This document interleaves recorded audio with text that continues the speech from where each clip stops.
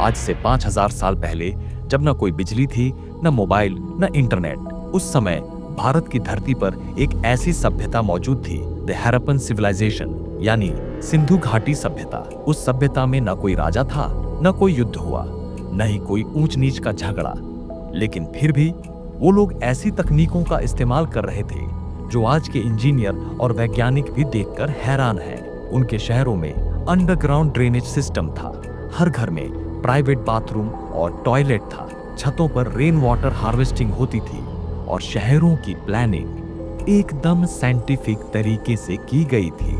Sounds impossible, लेकिन ये सच्चाई है और इसी सच्चाई में छिपा है एक गहरा रहस्य। हड़प्पा सिर्फ एक सभ्यता नहीं थी, वो एक साइंटिफिक वंडर थी, एक भूली हुई टेक्नोलॉजी जो शायद हमारे डीएनए में आज भी जिंदा है। तो आज हम जानेंगे कि उनमें क्या क्या खूबियां थीं। जब हम हड़प्पा या मोहनजोदड़ो जैसे नाम सुनते हैं तो ज्यादातर लोगों के दिमाग में बस पुराने खंडहर, टूटी हुई ईंटें और म्यूजियम में रखी मूर्तियां आती हैं। लेकिन वास्तव में यह सभ्यता एक एडवांस अर्बन सिविलाइजेशन थी, जो जंगलों में रहने वाले आदिवासियों की संस्कृति नहीं, बल्कि एक विकसित और वैज्ञानिक समाज था, जिसमें भवन निर्माण ही नहीं बल्कि गहराई तक साइंटिफिक थिंकिंग, एग्जीक्यूशन और प्रिसीजन मौजूद थी। ग्रिड प्लानिंग हड़प्पा के शहरों को आधुनिक शहरों की तरह चौकोर ब्लॉक्स में बांटा गया था, जहां सड़कें सीधी होती थीं और 90 डिग्री के कोनों पर एक दूसरे को काटती थीं, जिससे सेक्शन वाइज डेवलपमेंट होता था। Underground sewage system,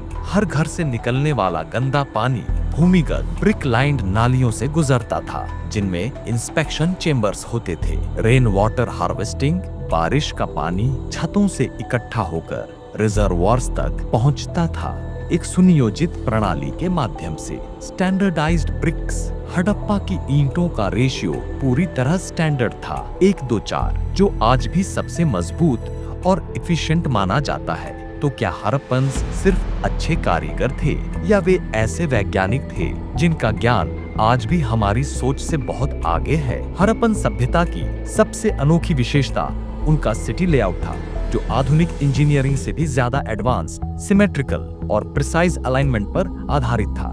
grid layout, शहरों की सड़कें एक दूसरे को 90 डिग्री पर काटती थीं और मुख्य मार्ग उत्तर दक्षिण एवं पूर्व पश्चिम दिशा में होते थे, जिससे सूरज की रोशनी और वायु संचार का अधिकतम लाभ मिलता था।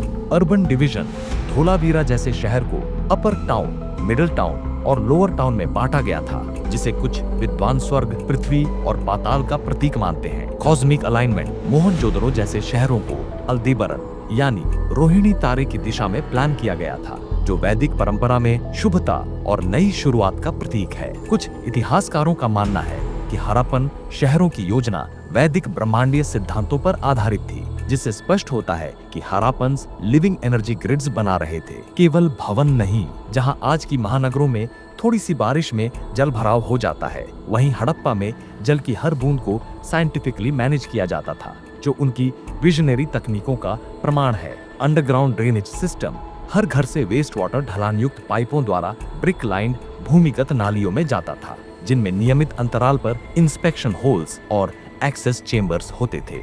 ग्रेट बाथ ऑफ मोहनजोदारो, यह एक विशाल वाटरप्रूफ स्नानागार था, जिसमें चारों ओर सीढ़ियां थीं और इसका उपयोग केवल स्नान के लिए नहीं बल्कि ऊर्जा शुद्धिकरण और धार्मिक क्रियाओं के लिए होता था। Reservoirs and rain water harvesting, Dholavira जैसे शहरों में 16 से अधिक जलाशय मिले, जो स्टेप वेल्स के रूप में डिजाइन किए गए थे ताकि वर्षा जल को संग्रहित किया जा सके।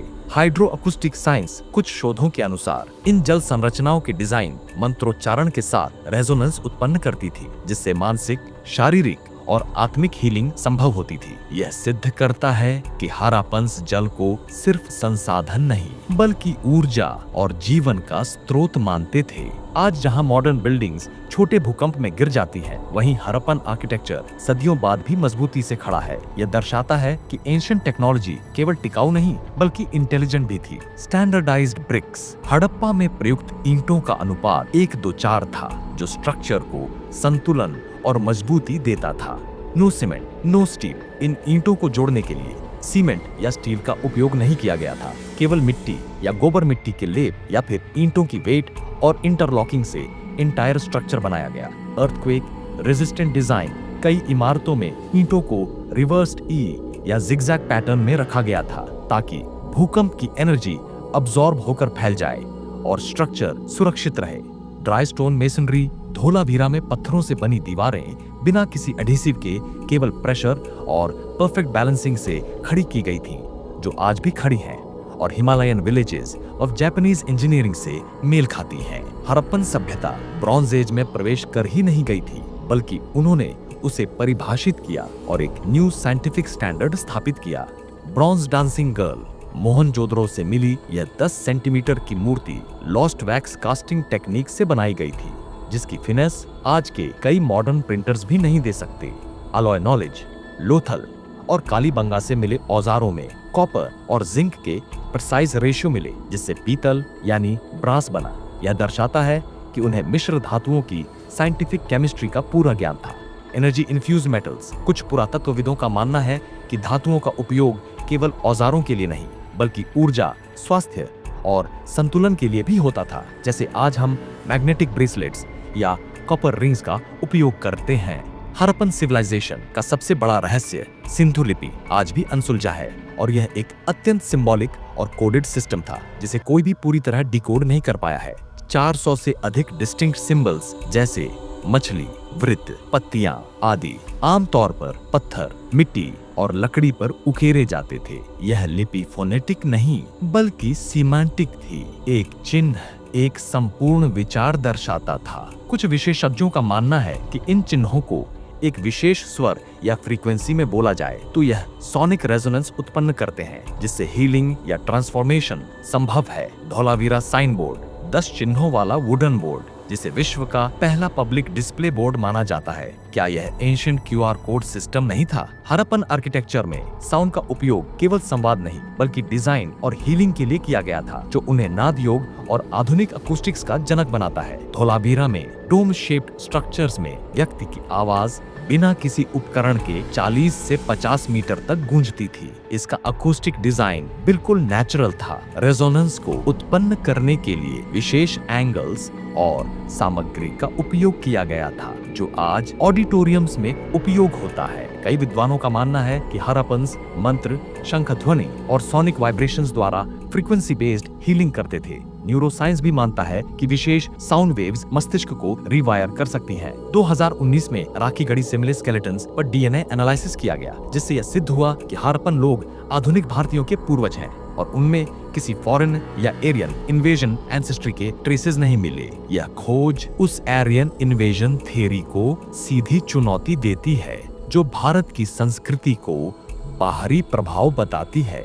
इसका अर्थ है कि हड़प्पन वैल्यूज, प्रैक्टिसेस और टेक्नोलॉजीज आज भी हमारे डीएनए में मौजूद हैं। हमारे खान पान, निर्माण शैली और सामाजिक संरचना में हड़प्पा आज भी जीवित है। आज की दुनिया जब pollution, mental stress, climate crisis और ओवर पॉपुलेशन जैसी समस्याओं से जूझ रही है, हड़प्पन सिविलाइजेशन हमें सिखाती है कि असली विकास केवल टेक्नोलॉजी नहीं बल्कि संतुलन, समझ और सामंजस्य से होता है। हड़प्पन्स ने कभी भी प्रकृति का दोहन नहीं किया। हर संसाधन रिसाइकल और रीयूज होता था। Water conservation, gravity based water collection system उनके पास था।